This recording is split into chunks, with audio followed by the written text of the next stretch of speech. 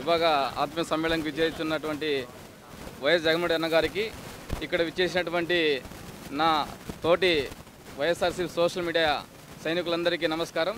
నా పేరు రాజశేఖరు, సత్యసాయి జిల్లా సోషల్ మీడియా కోఆర్డినేటర్ మాట్లాడుతున్నాను. మాది ఉమ్మడి అనంతపురం జిల్లా, అనంతపురం జిల్లాలో మడక్సిల్ నియోజకవర్గం అండి. ఈరలక్కప్ప అనేటువంటి వ్యక్తికి సామాన్య వ్యక్తి ఆయన. అంటే ఆయన జగనన్న గారు పార్టీ పెట్టినప్పటి నుంచి, అంటే అప్పుడు కాంగ్రెస్ ప్రభుత్వంలో సర్పంచ్గా పనిచేసి ఉన్నాడు. అయితే జగనన్న గారు ఆయన గుర్తించి ఉపాధి సామాన్య వ్యక్తి గారికి గతంలో 2019 ఎన్నికల్లో నందిగం సురేష్ గారికి ఇచ్చారు. ఆ విధంగానే మా ప్రాంతానికి సామాన్య కార్యకర్త అయినటువంటి ఉపాధి అంకులు ఈరలక్కప్ప గారికి జగనన్న గారు టికెట్ ఇవ్వడం చాలా సంతోషదగ్గ విషయం. దీన్ని సామాన్యుడు శాసనసభలో అడుగు పెడతాడనే నిదర్శనం, ఇదొక నిదర్శనం అండి. మా ప్రాంతం రాజకీయ సమీకరణలు చూస్తే అక్కడ ఉన్నటువంటి కాంగ్రెస్ పార్టీ రఘువీరారెడ్డి గారు, కాంగ్రెస్ పార్టీ రాష్ట్రంలో ఎక్కడ లేదండి.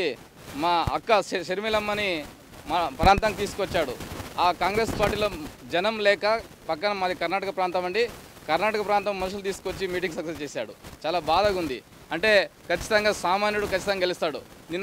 మొన్న రోజు జరిగినటువంటి ఇష్యూ ఏంటంటే, మా టీడీపీ అంటే మా ప్రాంతంలో ఉన్నటువంటి తెలుగుదేశం పార్టీ అభ్యర్థి డాక్టర్ సునీల్ అనేటువంటి వ్యక్తికి బాబు గారు ముందుగానే టికెట్ అనౌన్స్ చేశారు. అంటే బాబు ఏం చేశాడు? దళితుల ద్రోహివాడు.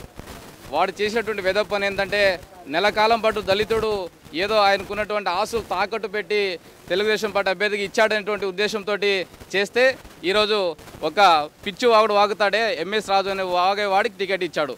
నాన్ లోకల్ వద్దు, లోకల్ ముద్దని ఖచ్చితంగా సామాన్యుడైనటువంటి ఈరలక్కప్ప గారు ఖచ్చితంగా మా ప్రాంత ఎమ్మెల్యేగా గెలుస్తారు, శాసనసభలో అడుగు పెడతారండి. అది సామాన్య వీరలక్కప్ప ఎలా ఎదుర్కొంటాడు వాడు టీడీపీ పార్టీని?